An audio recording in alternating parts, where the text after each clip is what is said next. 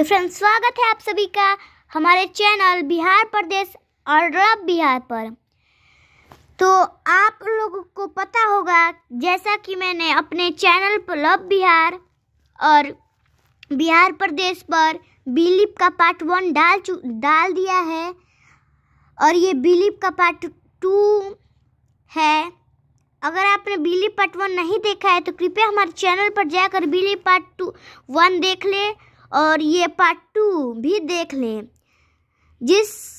और इसी तरह अगर आप हमारे चैनल से जुड़ना चाहते हैं तो हमारे वीडियो को लाइक करें, सब्सक्राइब करें और चैनल को और कमेंट करें।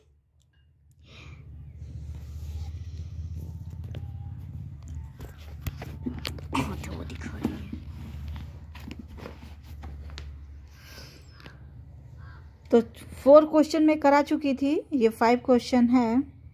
राष्ट्रीय ग्रंथालय किसे कहते हैं तथा उसके क्या प्रमुख कार्य होते हैं?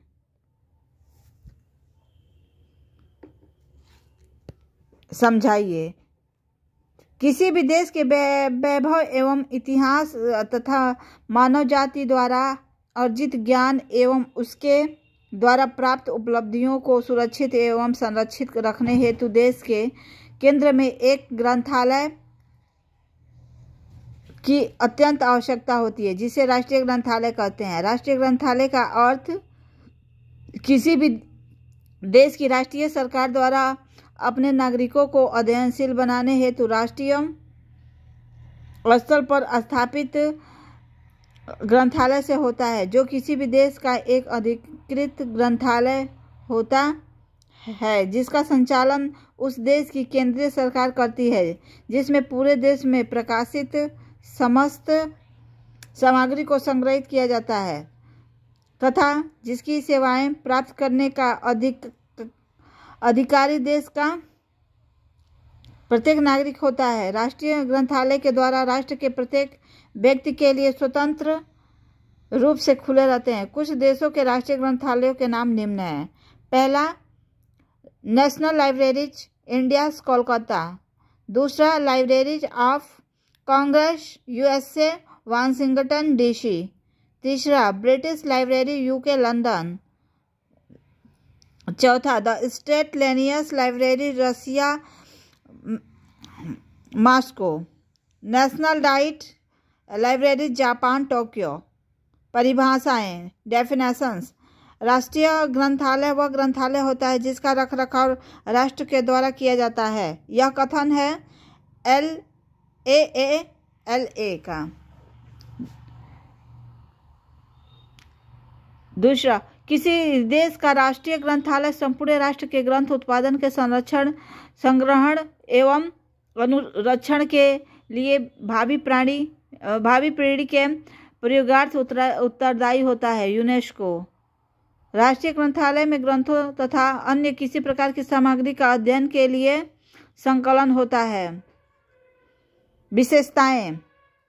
इस प्रकार हम राष्ट्रीय ग्रंथालय में निम्न विशेषताएं देख सकते हैं। राष्ट्रीय ग्रंथालय किसी भी देश का एक केंद्रीय ग्रंथालय होता है, जिसका संचालन देश की राष्ट्रीय सरकार राष्ट्रीय धन से करती है। इसमें पूरे देश में प्रकाशित समस्त पाठ्य सामग्री का संकलन किया जाता है। यह राष्ट्रीय महत्व की संस्था होती है, जिसका कोई भी व्यक्ति पाठक हो सकता है, अर्थात यह संपूर्ण राष्ट्र की सेवा करता है।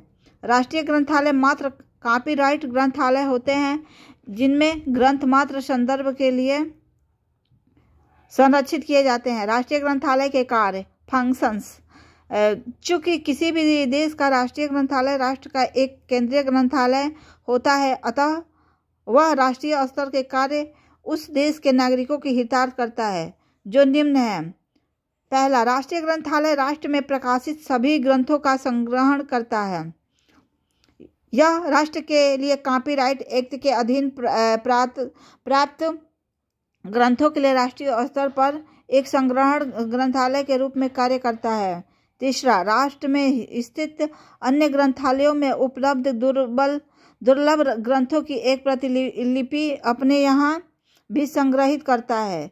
राष्ट्र के प्रत्येक नागरिकों को किसी भी भेदभाव के बिना पठन पाठन की सुविधा प्रदान करता है। राष्ट्र के अन्य सभी ग्रंथालयों को सभी प्रकार की सहायता तथा निर्देशन प्रदान करता है। विभिन्न विषयों को की राष्ट्रीय स्तर पर राष्ट्रीय ग्रंथ संदर्भ सूची तैयार करता है। अंतर्राष्ट्रीय स्तर पर राष्ट्र का प्रतिनिधित्व करता है। अंतः ग्रंथालय ऋण के माध्यम से अपने पाठकों को विदेशों से भी ग्रंथ प्रदान सुविधा उपलब्ध कराता है। संघ प्रसूची तैयार करना भी राष्ट्रीय ग्रंथालय का कार्य है। यह राष्ट्र के प्रत्येक व्यक्ति के साथ साथ स्थानीय व्यक्तियों को भी अपनी ग्रंथालय सेवा प्रदान करता है। विदेशों के राष्ट्रीय ग्रंथालय में समन्वयक एवं सामंजस्य बनाए रखने के लिए ग्रंथालय एवं ग्रंथालय सेवा से प्रयुक्त की जाने वाली नवीन विधियों एवं तकनीकियों से देश के सभी अन्य ग्रंथालयों को अवगत कराता है। देश में ग्रंथालयों का एक नेटवर्क स्थापित करता है। 6वां क्वेश्चन है, भारत के राष्ट्रीय ग्रंथालय की गतिविधियों की विवेचना कीजिए। भारत में वर्तमान राष्ट्रीय ग्रंथालय का शुभारंभ 1835 ईस्वी में कलकत्ता के विद्वान एवं नागरिकों ने अपनी 68,000 पुस्तकें एकत्रित कर दिया था, जिसे कलकत्ता पब्लिक लाइब्रेरी का नाम दिया गया था। 1844 में इसे मेटकाफ भवन में स्थानांतरित कर दिया गया। 1859 में कलकत्ता नगर पालिका ने इसे प्रबंध की बागडोर अपने हाथों में ले ली, लेकिन धन की कमी होने के कारण अन्य कारणों से 1898 तक आते आते इस ग्रंथालय के क्रियाकलाप एवं गतिविधियां बिल्कुल समाप्त हो गई। 1899 में भारत के तत्कालीन वायसराय एवं गवर्नर जनरल लॉर्ड कर्जन ने इस ग्रंथालय की दयनीय स्थिति को देखकर इसके अधिकार अपने हाथ में ले लिए। बाद में इस ग्रंथालय को इंपीरियल लाइब्रेरी में समायोजित कर इसे इंपीरियल लाइब्रेरी नाम दिया गया। 13 जनवरी 1903 को इस ग्रंथालय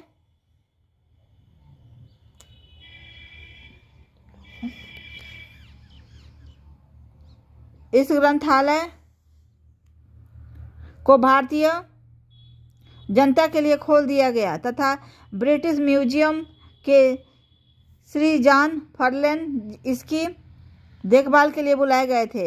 1928 में भारत सरकार द्वारा श्री J.S. रिची की संस्तुति